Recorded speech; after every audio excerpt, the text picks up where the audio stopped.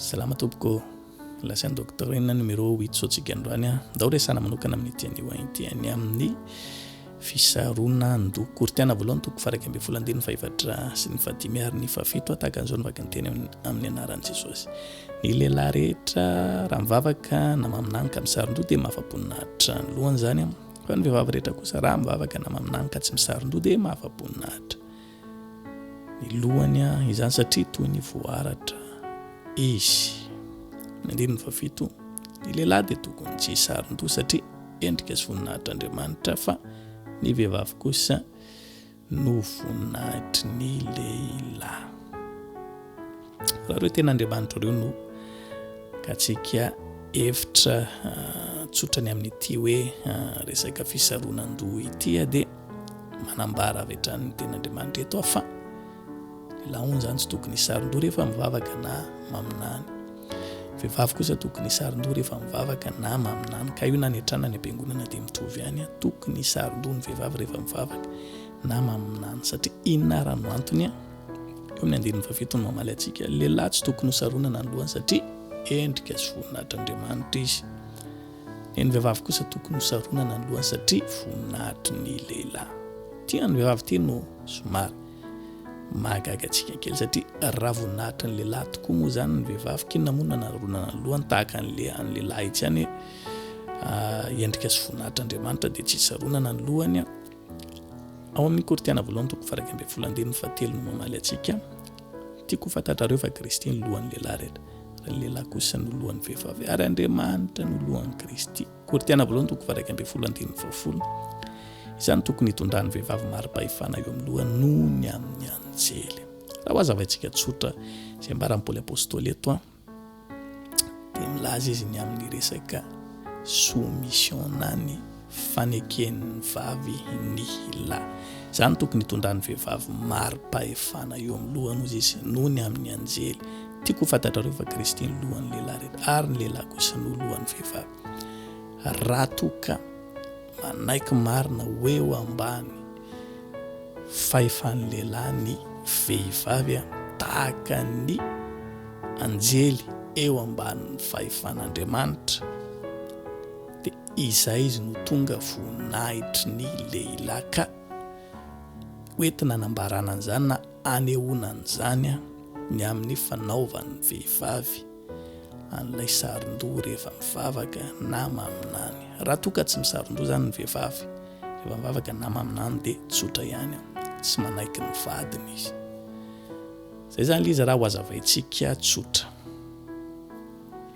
Raha vakentsika nefany ery amin'ny tapatapany ambany ery kortiana voalohany toko faraka amby folo ihany dia ny fahatelo amby folo hatramin'ny fadimy amby folo dia tahaka ny mahita nuance kelitsika na karazana fahasamihafana kely ka ianareo ihany no hitsara izao. Mety va raha mivavaka amin'Andriamanitra ny vehivavy ka tsy misaron-doha, tsy mampianatra va ianareo fa araka ny fomba naharena azy.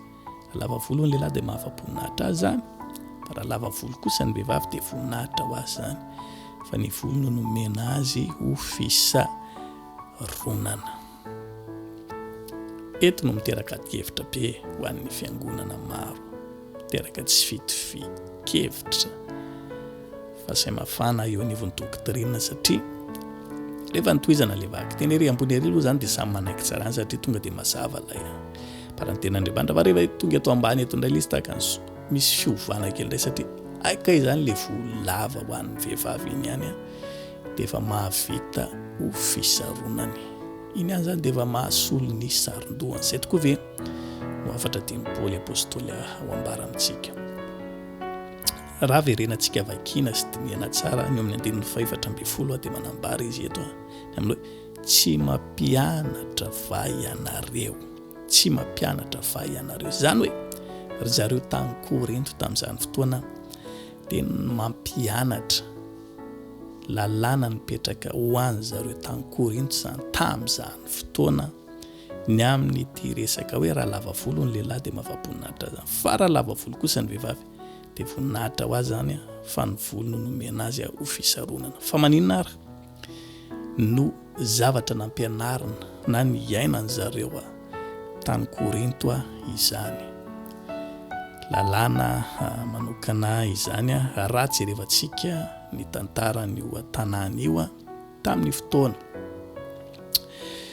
izay nisin'izany fandehanan'ny Paoly nanambarany avatra sy fitoriteny tany amin'io tanàna io dia mahita tsaritsika fa misy izay tantaran'ilay andriamambavy natsoina hoe Afrodita tamin'izany izay malaza amin'ny resaka fitiavana sy ny fahatsaran-tarehy ary ny fialamboly io dia andriamambavy izay nosokatsindry Grika fa isan'ny andriamanitra tsara tarehy indrindra tamin'izany fotoana izany. Dia inona raha no zava-nisy arak'izay tantara izay ihany nisy tempoly anankiray ngezabe atao amin'io tanànan zareo Korinto io natokana mba ho fanomezam-boninahitra n'ity andriamambavy antsoina hoe Afrodita ity ho an'izay vehivavy rehetra ny asa atao satria tsy nisy olona fa ny asa atao tsy nisy lehilahy ny asa atao fa vehivavy daholo ma hoe andriamambavy azy dia vehivavy daholo no ny asa sy ny karakara ny tempoly vehivavy rehetra ny asa atao dia norazena avokoa ny lohan'izany hoe tsy nisy vehivavy nahazo natao lava volo tao fandrao ioatra noho ny amin'ny fahatsaran-tarehan'ilay andriamambavy. Zany hoe ilay andriamambavy anivavahany zareo ihany no lava volo be tsara tarehy be iondrena sy andoliana fa vehivavy rehetra andrao izy tsara tarehy mihoatra anazy dia norazena daholo lohany. Akoatran'izay zavatra miainan'ireto vehivavy ireto izay dia ireo vehivavy ireo ihany koa dia manao asa fivarotantena amin'ireo olona rehetra izay tonga mitsidika ny tempoly ao ka lasa nahazo anarana mihitsy ry zareo ireo hoe mpivarotena ny tempoly. Noho izany rehefa eny anivon'ny tanàna misy azy rehefa tonga mandalo namody izy izy moa zany tsy voatery hipetraka eny amin'ny tempoly foana akory fa misy fotoana izy mba verina eny an-tanàna sy ny sisa dia tonga dia miavaka be amin'ny olona izy satria rehefa raha zebe zay ny lohany dia fantatry ny olona hoe esy ireny ilay mpivarotena ny tempoly dia lasa laza ratsy be teny anivon'ny tanàna izay lasa tonga natahoran'ny olona ary ilay izy lasa tonga fanondrona molotra ary dia anton'izay na tonga ny lalàna nipetraka mihitsy arak'izay anamakitsika azy teo amin'ny 140 hoe tsy mampianatra va ianareo fa araka ny fomba narina azy. Raha lava volo ny lehilahy dia mafampinahitra fa raha lava volo kosa ny vehivavy dia voninahitra ho azy izany satria rehefa lava volo ilay vehivavy tamin'izany fotoana dia tonga dia lasa voninahitra ho azy zany satria iny volony iny no manarona an'ilay enatra raha toka kokora zebe zany izy dia tonga enatra ho an'ny fiarahamonina satria nantsoina hoe mpivarotena ny tempoly fa ilay volo iny no nanarona an'izay fahamenarany izay lasa fisaronany ilay volo. Izay fanazavana tiana atongavana amin'izany rehetrarehetra zany dia tsotra ihany tsy milaza velively mihitsy kory.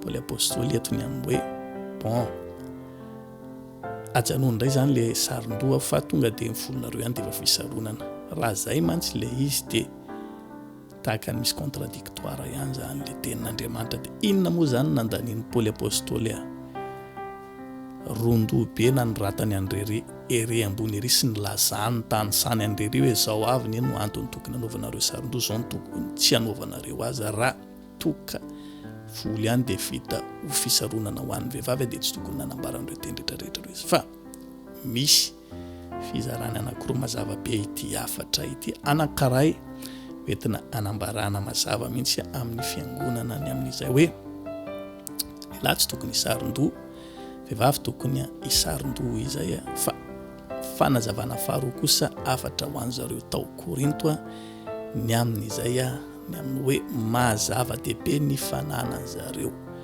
volo lava izay satria mariky ny fisaronany izay manala azy amin'ny enatra antony tonga azy manontany eo amin'ny 170 aoka ianareo ihany no tsara izao mety fa raha mivavaka amin'Andriamanitra vehivavy ka tsy misaro-do.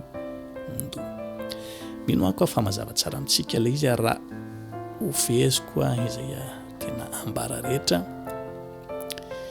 akoatra ny amin'izay efa noresantsika tamin'ny heriny amin'ny hoe vehivavy tsy tokony hanapa-bolo fa tokony hanao lava volo. Ny akoatray amin'ny resaka fisaronan-do tokony saron-do mihitsy ny vehivavy rehefa mivavaka na maminany na io any an-trano na any am-piangonana satria maninona voninahitry ny lehilahy ny amin'izay vehivavy amin'ny saron-do izay satria mariky ny faneken'ny vehivavy ny lehilahy. Ny antony izay anaronany ny lohany ny lehilahy kosa indray tsy tokony saron-do mariky ny fanehoany ny endrik'Andriamanitra sy ny voninahitr'Andriamanitra eny amin'ny tenany. Mino aho fa mazava amintsika angambany izay fanazavana tsotsotra izay lasa ny fotoanantsika dia metraka ny veloma mandra-pena mandra-pitafa ho amin'ny vidéo manaraka indray samiary tain'Andriamanitra veloma tompoko.